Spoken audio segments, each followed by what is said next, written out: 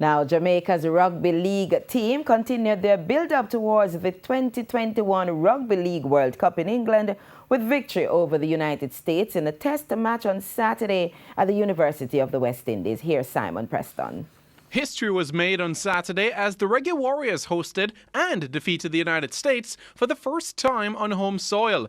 It is also the same opponent Jamaica played to book their spot to the World Cup in November 2018. Revenge was on the mind of the Americans, but for Jamaica it was all about blooding the local players to gain international experience. It was the world number 14 taking on world number 15. Charlie Jones gave the USA Hawks an early lead within the first 3 minutes. But close to the end of the first half, the Jamaicans showed the heart of a warrior to take the ascendancy of the game thanks to a brace of tries from Ryan Grant and one each from Jensen Morris, Adrian Thomas and Kenneth Walker.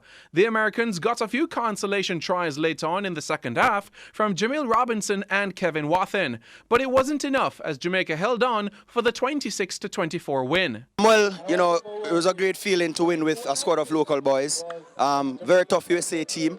This is only the second time we're beating them, but I thought that the players really went out there, put a lot of effort and heart into the performance. They did it for our fallen brother Leon Thomas, may his soul rest in peace, and it means so much to the boys to actually beat the USA at home. Everyone said that we couldn't do it, so to actually do it, we're just really happy and elated right now. All credit to Jamaica, they're obviously pretty excited, so mate, I thought they played really well. I was really impressed with their nine, a couple of their centres and stuff like that, so obviously in front of a great crowd, it's good to see rugby league growing, mate.